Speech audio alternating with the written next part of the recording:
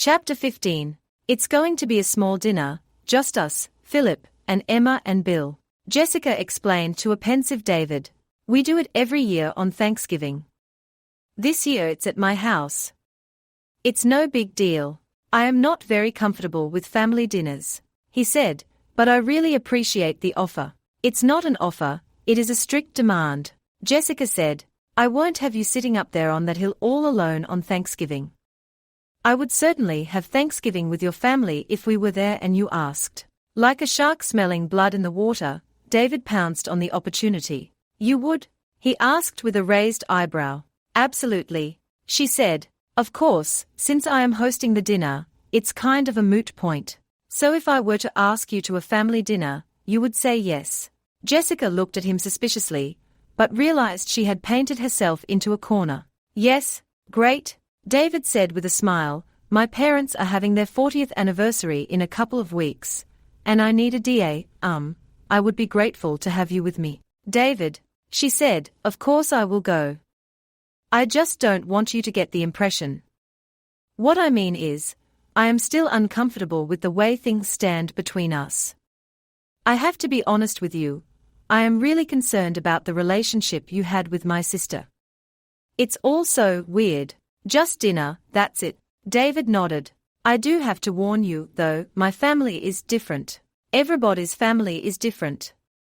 I am sure they are very nice. David thought for a moment and decided that it would be best if he let her make her own impression of his family. The house smells wonderful, dear, Emma said, hugging Jennifer and then Philip.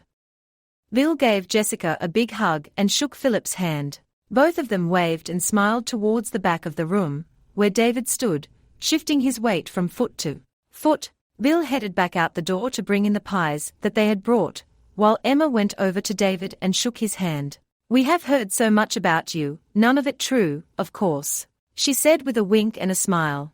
It's nice to meet you, Emma, he said, returning her smile.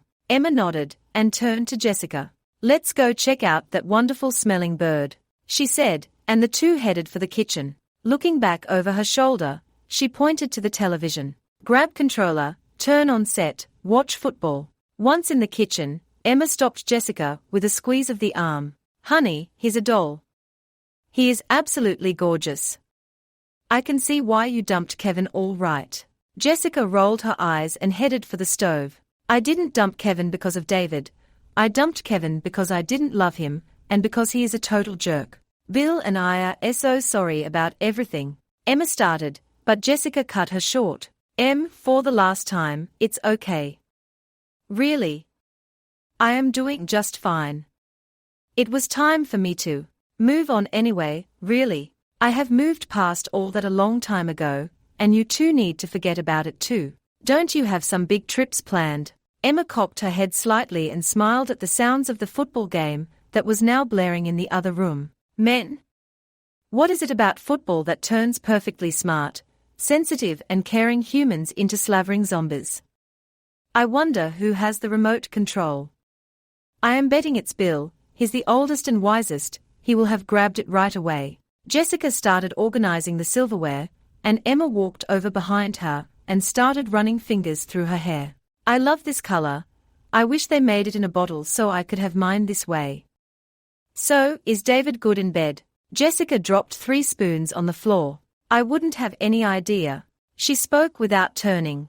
Grumbling, she picked the spoons off the wood and took them over to the sink. Honey, it's all over town that David is living with you now, Emma said. I have even heard that you are pregnant with his child. That's not funny, Jessica hissed, face bright red. He's staying here until he feels better. He's sleeping in my parents' bedroom. That's all there is to it. Goodness dear, I didn't mean to upset you. I seem to be doing that a lot these days. Jessica noted the look of concern on Emma's face and forced herself to calm down. Sorry, I am just wrapped a little tight these days. No, I am not pregnant. Unless God has decided it's time for a second miraculous birth and didn't let me know about it. A roar of laughter came from the other room. We should go check on those men out there, Emma said. They sound like they are having entirely too much fun. The five of them sat down to a table piled to the brim with turkey and all the fixing. Bill sat at the head of the table, and dinged the edge of his glass with a knife. Nodding at the newcomer to the table, he stood and cleared his throat. "David, we have a tradition here on Thanksgiving. Most of the time, we are busy running around taking care of the concerns of the day, and we don't take the time to thank God, our friends and our loved ones for our blessings. So every year, we each talk about what we are thankful for. I will start, and tell you all that I am thankful for your love and friendship, even when I do stupid and thoughtless things." He held up his hand to silence the words of protest that were heading his way. "Anyway, I am thankful that we have been blessed with good health, and that I have had another wonderful year with my lover and best friend."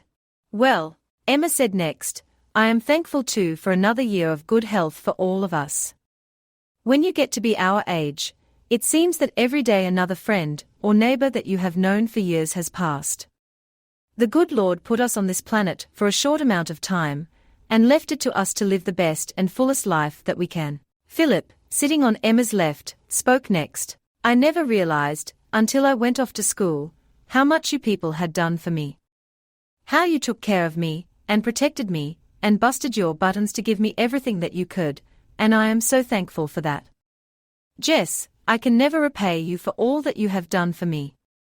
Never. Mom and Dad would be so very proud of you. Thank you everyone." All eyes turned to David, who sat next in line.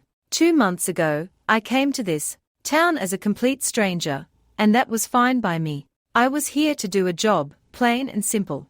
Fix up the house, and then go back to the city and continue on with my life." He stopped and turned and looked at Jessica, and placed his hand on hers on top of the table. "I was befriended by the most amazing woman I have ever met, and I hope that we can be friends for a very long time. I am thankful that I have had the chance to meet her, and be her friend." All eyes around the table turned expectantly to Jessica, who sat quietly. She gripped David's hand harder, and turned to Emma and Bill. "Without the two of you, I would have never had the chance to raise Philip. I can never, ever thank you enough for that." She turned to Philip. "You have been my inspiration for years. It was harder than any of us can know to go through what you went through, and yet you came out of it with a smile and a can-do attitude. You got where you are now by talent and hard work, and I am so thankful that I could help you along the way." She turned to David. "I am thankful to have you here with me, with my family, today. It's where you belong." Night comes early and fast in Missouri in November, and the wind blows a chill from the north. David and Jessica walk down the lighted street, hand in hand, and watch the quarter moon setting below the hill. "Thank you for having me with your family today, Jess. Thank you for being there. It was a lovely day, wasn't it?" David turned, and wrapped his arms around her and pulled her close. He leaned into a kiss. "God, you taste so good," he said breathlessly. "I could stand here and hold you forever. You fill me in places I didn't even know were empty." "David," Jessica said. I. He cut her off with a strong, passionate kiss. She yearned to say, "I love you." Her mind raced. "I love you. I want you to love me. Take me home and make love to me, David. Make love to me tonight and forever." She drew back from his kiss, unable to say what she was thinking. As much as she needed to tell him these words, she couldn't. How could she love a man who she wasn't sure she could trust with her heart? But she did love him, with all of her heart, and should. He was a fire that burned inside of her. She stared deeply into his eyes, trying to see inside of his heart, inside of his soul. David felt Jessica pull back and reminded himself that, no matter how much he burned to take her in his arms, well, his one good arm anyway, and carry her to her bedroom, and make mad passionate love with her until the end of forever, he was a gentleman. There were issues between them to be resolved before that could ever happen. He raised his hand and brushed it through her thick full hair. Lovely, beautiful, stunning. Those words didn't begin to describe what he was seeing. They were mere words, and no words could ever describe the sensations that were running through his body. Jessica, however, could feel very strong evidence of some of the sensations that were running through him, and he pressed against her. Embarrassed, David started to back away, But she wrapped her arms around his waist and pressed herself up against the straining front of his blue jeans. I don't fear love, she said to him softly. I want you to know that. I have questions, I have some issues, but I don't fear love. I want you, Jessica, he whispered back. I want you more than I want life itself. I need you. Not just physically, although I know you can tell that I want you that way. I want to be your man. I don't know how, but that's what I want. I was thinking about Emma and Bill, and about how they held hands on their way to the car. All these years they have been married, and they still hold hands on the way to the car. I look at them, and I think about holding your hand on the way to the car 40 years from now. I think about waking up next to you in the middle of the night, and listening to your breathing, putting my hand on your back, and feeling you snuggle up against me. David, Jessica said, I just don't know. That's okay, he said. You don't have to know. I know you care about me, and for now that's enough. I want you to know I am going to do whatever I can to help you to understand all you need to know about me so you can move past your concerns. Everything else doesn't matter. You are the only thing that matters to me. It's getting cold, we should get you back before your arm starts hurting, she said, turning back towards the house. She squeezed his hand.